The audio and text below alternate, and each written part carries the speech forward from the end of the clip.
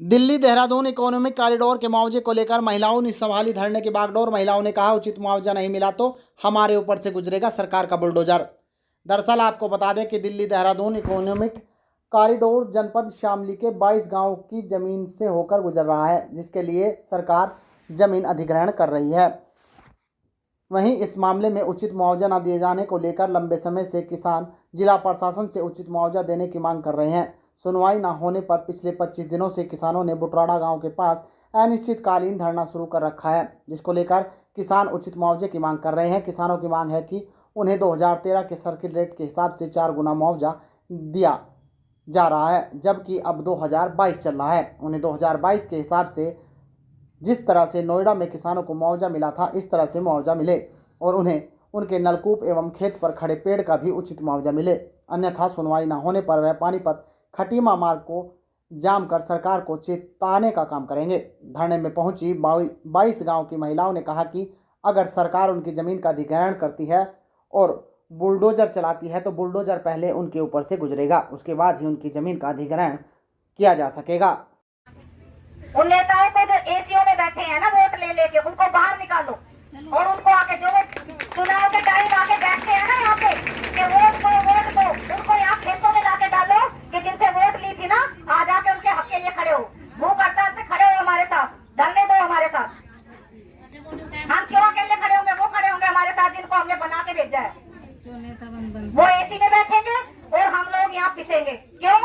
और वो फिर आ जाएंगे 5 साल के बाद, हाँ जी वोट दे दो जी, हम फला का उसके आए हैं जी, हम धिकड़े उसके आए हैं जी, हम औरतों के लिए ये कर देंगे, हम आदमियों के लिए कर देंगे। और करता कोई किसी के कुछ नहीं है। एक बार एक नेता बन गया, उसकी 7 पुश्तें बैठ के खाती है, होती है उनकी इंक्वायरी, कहाँ से आई उनके पास करोड़ों की जायदाद। बोलता है कोई? नहीं बोलता कोई भी।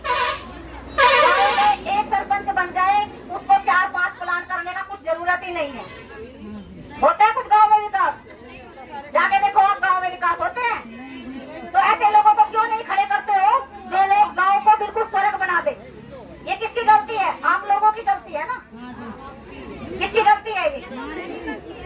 आप लोगों की गलती है ना। तो आप लोग खड़े क्यों नहीं होते हो? इतने से लोगों से क्या धरने होते हैं? बच्चे भी देख के बोल रहे हैं बस ये है मम्मी धरना, इसको धरना बोलते हैं आप लोग। इतनी तो औरतें सत्संग में आ जाती है अगर सत्संग कीर्तन करते हैं।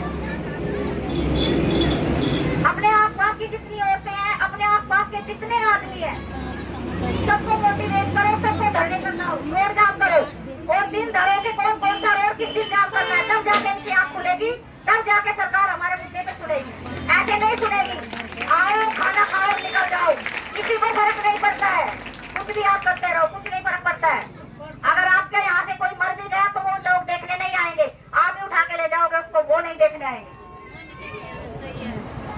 तो आप लोगों को खुद खड़ा होना पड़ेगा। अगर आदमी हमारे हिम्मत करके खड़े हुए हैं तो उनके पीछे खड़े हो, क्योंकि औरतों को शक्ति देने वाली औरत ही होती है।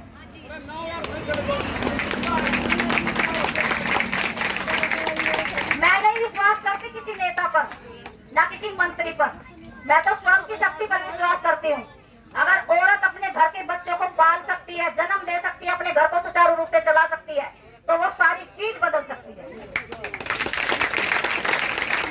इस दुनिया में औरत से और माँ से बड़ी कोई शक्ति नहीं होती है, ये चीज सब जानते हैं। अभी मैं किसी के बच्चे को मारने लग जाऊं, वो औरत अपनी जान दे देगी। तो ये जो धरती हमारी जा रही है ना पैरों के नीचे से, वो हमारी माँ है, किसान की माँ होती है धरती। और अगर उससे वो छीन ली गई है और उसका मुआवजा भी नहीं मिल रहा है, तो कौन लोग हो तुम जो अपनी माँ को भी नहीं बचा सकते हो? खड़े हो जाओ इस चीज के लिए। भूख हड़ताल करनी है, सबसे पहले मैं खड़ी होंगी। अगर भूख हड़ताल करोगे, पानी की बूंद भी नहीं पिएंगे, भूख हड़ताल में खड़े होंगे। आप सब मेरा साथ दोगे?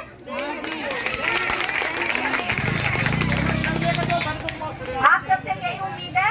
और आगे भी कभी भी आपके पास ये जाए कि औरतों को इकट्ठा करना है, तो आपको सारे काम छोड़ के आना पड़ेगा, चाहे किसी के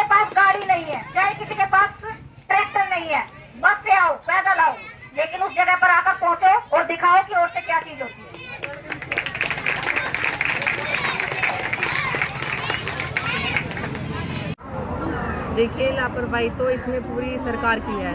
8 साल से ज़मीन के सर्कुलेट नहीं बढ़ाई गई यहाँ पे, और जगह के बढ़ रहे हैं, लेकिन ऐसा क्या है कि यहीं के क्यों नहीं बढ़ाई जा रही। हर चीज़ महंगी हो गई है, ज़रूरत की डेली की यूज़ की जो भी ज़रूरत की सामान है, फीस बढ़ गई, हर चीज़ बढ़ गई। आप देख लो करके रसोई के सामान में हर चीज़ बढ़ गई है। लेकिन गैस सिलेंडर तो ये तो पता ही है सब, गैस सिलेंडर पर तो कहने की जरूरत ही नहीं कुछ। हर घर में परेशानी हो रही, पहले फ्री में दे दिया, अब उन पे पैसे इतने दे रहे कि मतलब बेचारी मजदूर जो आएंगे फिर दोबारा से लकड़ी टूटते फिर रहे।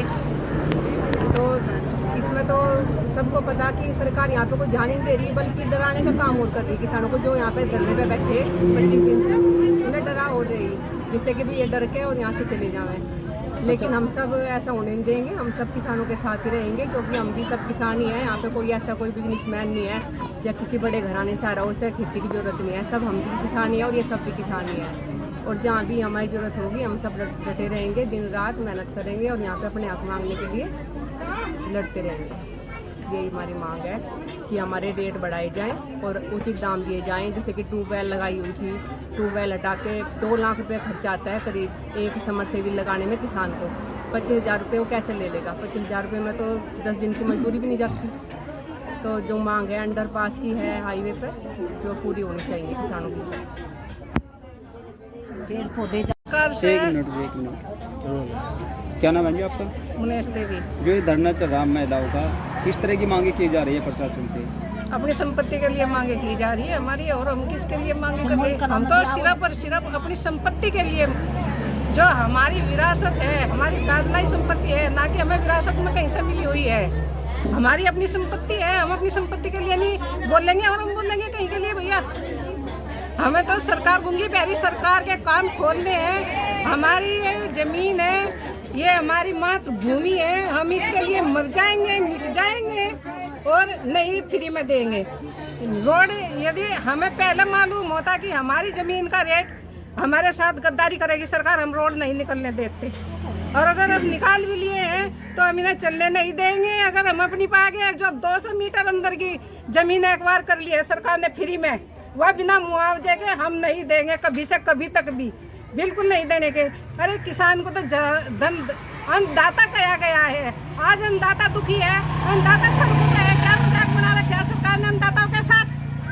यदि जमीन हमारी छीन जाएगी, चली जाएगी, जब अन्नदाता ही खत्म हो जाएगा तो यह पब्लिक कहाँ से, देश कहाँ से चलेगा? ये भुखमरी नहीं आ जाएगी सरकार देश में? नहीं होती है तो फिर मांग हमारी है, पहले सर्किल रेट के 4 गुना रेट किसान को मिलते थे, एक सरकारी नौकरी मिलती थी, वो कानून कहाँ गया? मांग पूरी नहीं होती है तो क्या करेंगे? मांग पूरी नहीं होती तो हम धरना धरेंगे, भूख हड़ताल करेंगे, अपनी जमीन में नहीं घुसने देंगे, सड़कें रोकेंगे, सड़कें। क्या नाम है आपका? करतारी। जो आप धरने में आई हो, यहाँ बैठी हो महिलाओं के साथ, क्या मांगे हैं आपकी? करोड़ जमीन का है जी? 1 करोड़ 1 बीघे का, 1 बीघे के 1 करोड़ रुपए किससे मांग करती हैं आप? सरकार का। अच्छा, जो हाईवे बना रहे हैं, जो है सड़क जा रही है, और जब बन देने के बिल्कुल वहीं दाप लेंगे, वरना मंजूर पर जान देंगे। जमीन के लिए आप मरने को तैयार है अगर मुआवजा नहीं मिलता? हाँ, जमीन का परमिट देंगे हम, यही बोले खाने का वहाँ जा करके खत्म कटोल देंगे हम। कोई नौकरी, कोई तनख्वाह में आ जाओ, तो बच्चों की यही है, बहुत इसमें कर खा रहे। 1 करोड़ ही चाहिए या आगे मुआवजे के साथ साथ नौकरी भी चाहिए? मुआवजे का जाना, नौकरी भी चाहिए साथ में? हाँ, साथ में नौकरी भी चाहिए, नौकरी चाहिए। क्या नाम है आपका? सपना राणा है। ये बताइए, जो महिलाओं के साथ धरना चल रहा है, जी। क्या मांगे हैं और धरना कब तक चलता रहेगा? देखो जी, हम है किसान आदमी, हमारी ज़मीनें जो है रोड में जा रही हैं, और हमें जो मुआवजा दिया जा रहा है ना, वो ये समझ लो आपके ना के बराबर है। हमारी सारी ज़मीन चली गई, आगे हमारे बच्चे हैं। जब हमारे खेती करना ही हमारा मतलब जीविका का साधन है, उससे अलावा कुछ नहीं है। हमारे बड़े बुजुर्ग भी यही काम करते थे, हम भी यही काम करते हैं। और अगर हमें उनका मुआवजा नहीं मिलेगा और हमारे बच्चों के लिए हम क्या करेंगे फिर? आप ये बताओ। हमें तो अपनी ज़मीन का वो मुआवजा चाहिए जो सरकार सबको दे रही है। ये भेदभाव क्यों? 1 करोड़ कहीं दे रहे हैं और हमें क्या दे रहे हैं? 9 लाख 10 लाख। ये कोई मुआवजा होता है? किसी आदमी की अगर आप संपत्ति छीनते हो तो उसे ये मुआवजा दे दो। हम नेताओं को जाके बोले लाओ जी अपनी कुर्सी दे दो, हम उसके लिए आपको 1 करोड़ रुपए दे रहे हैं। कोई मंत्री देगा मुझे अपनी कुर्सी?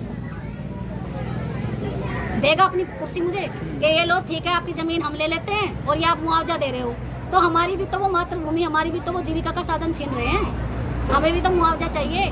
किसान को कोई सुविधा नहीं दी जाती, किसान की कोई पेंशन नहीं है, किसान के बच्चों के लिए कोई सुविधा नहीं है, ना उनका बिल फ्री है, ना उनके बच्चों की पढ़ाई फ्री है, उसके लिए कोई फ्री नहीं है। क्या दिया जाता है?